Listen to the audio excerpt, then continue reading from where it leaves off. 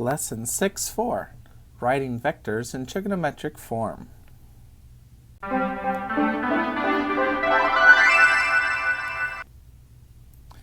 Vectors are directed line segments with magnitude and direction. Magnitude is the length of the vector, so it's the length of this blue arrow, and the direction is the direction of the arrow. So we can give the direction of the arrow with a direction angle. If we also put in the components, so you have the horizontal x component and the vertical y component, it makes a right triangle. And then since the x component is the adjacent side, the x component would be the magnitude of the hypotenuse times cosine of the angle. And the y component would be the magnitude of the hypotenuse times sine of the angle, since it's the opposite side. Well, since our vector is written like that in component form, we could fill in our expressions for Vx and Vy and then factor out the magnitude. This gives us trigonometric form.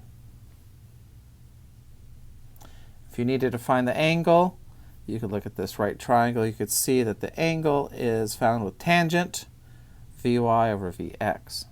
Just remember, if you do that, inverse tangent always gives you an angle in quadrant 1 or 4. You may have to use reference angles or a coterminal angle if you need it in quadrant 2 or 3. In general, if Vx is negative, you will need to add 180 degrees to the result from inverse tangent. And of course, if Vx is positive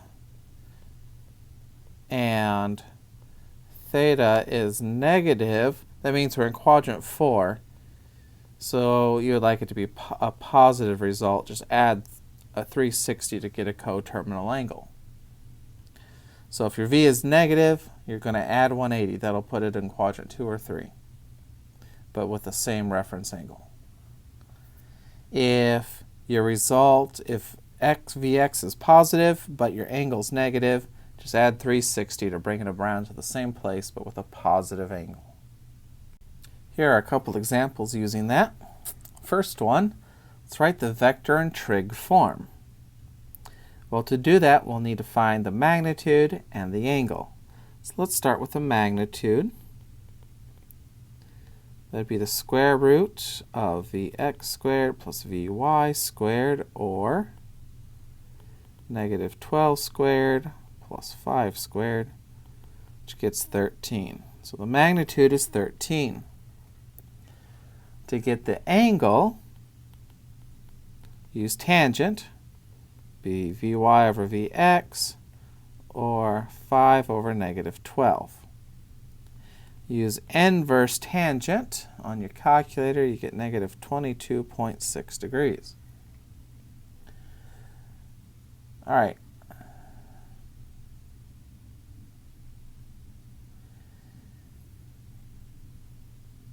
Graphed negative 12, 5 should be up here in quadrant 2.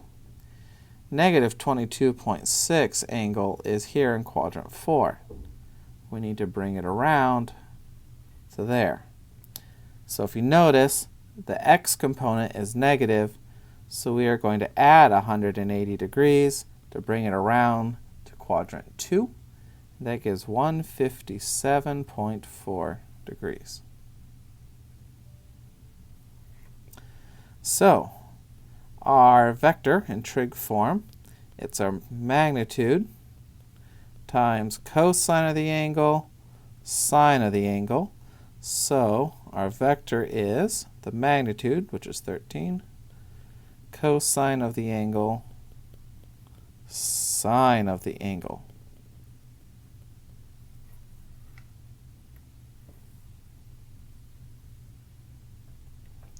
right, let's try the other one. It's actually a little bit simpler to go from trig form to component form. We're really just going to simplify each of our angles and distribute. So let's start by simplifying each of the angles. Cosine of 120. From the unit circle, I remember that that's -1/2. Sine of 120. From the unit circle, I remember that square root of 3/2. And then we can distribute. 10 times -1/2 is -5. 10 times square root of 3/2. The 10 will be divided by 2, so it gives me 5 square root of 3.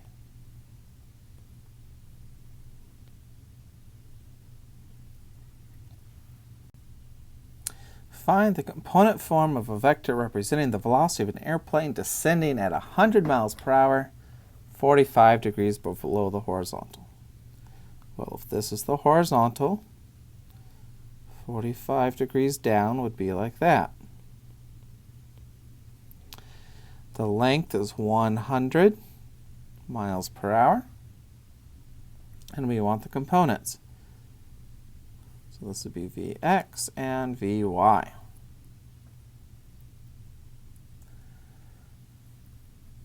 Well, in trig form, it's the magnitude, cosine of the angle, sine of the angle. Well, our magnitude's 100, and, well, in standard position, that 45 degrees is going down, so maybe we could just call it -45 degrees.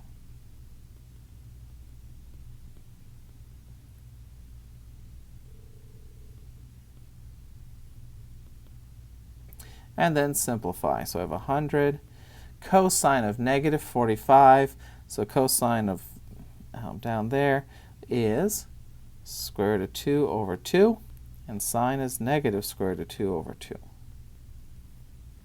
Distribute the 100. When you divide by 2, give you 50 square root of 2, -50 square root of 2. And that's in miles per hour.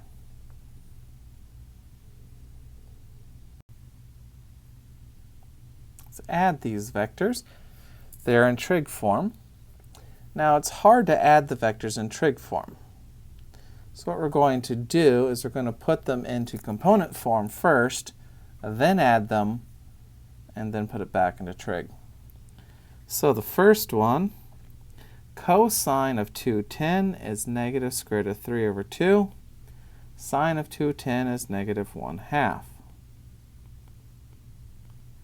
Cosine of 30 is square root of 3/2. Sine of 30 is 1/2.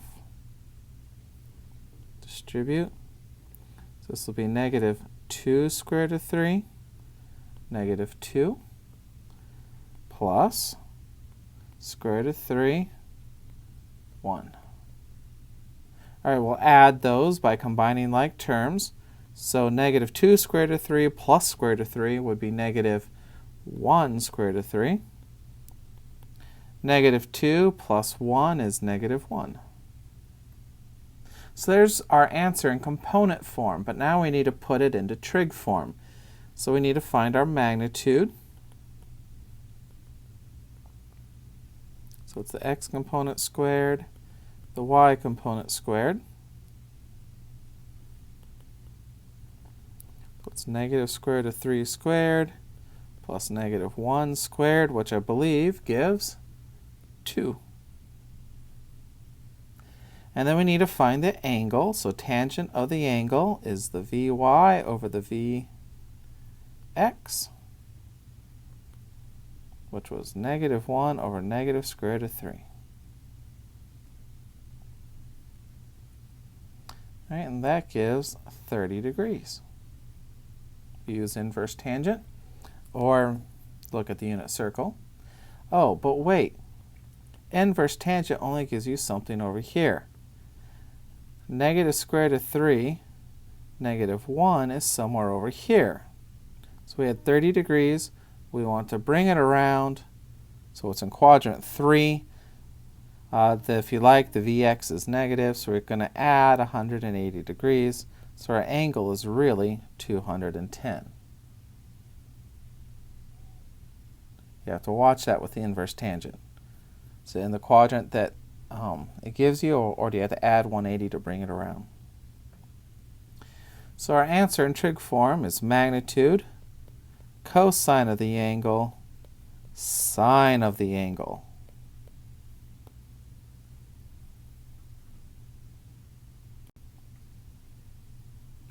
An airplane is traveling 724 kilometers per hour at north 30 degrees east. All right, so here's north. We're going 30 degrees east of that. So if we put this in standard position, this angle would have to be 60.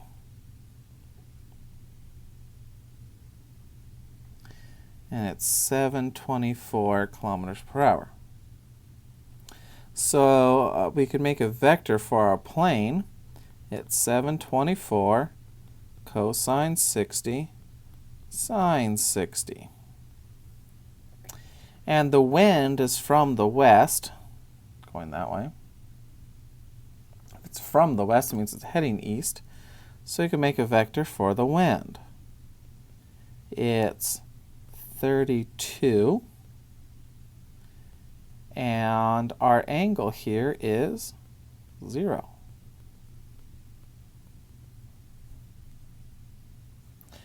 Well, if we simplify, if we put both of those into component form, because we would like to add the angles.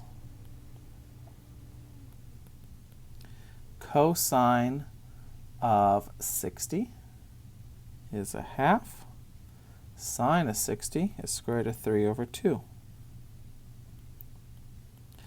Distribute the 724 and you get 362 and 362 square root of 3. For the wind, cosine of 0 is 1, sine of 0 is 0. So then if we distribute, we get 32, 0.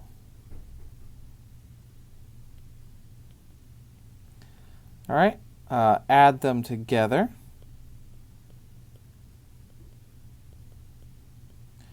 Because we have the wind and the plane are both moving the plane around, so we'll just add these vectors together and that gives us the resultant. So 362 plus 32 is 394. And 362 square root of 3 plus 0 is still 362 square root of 3. So that is our resultant. We want the speed and the direction. That's essentially trig form. So to find the speed, we need the magnitude. So that's your x component squared and the y component squared.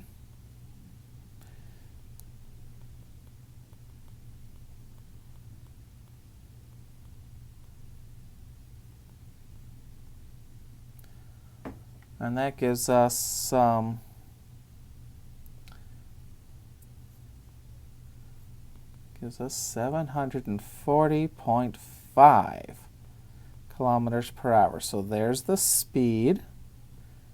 To get the direction, we'd use tangent. Tangent is the y over the x. I'm using r for resultant now. The y component was 362 square root of 3. X component was 394.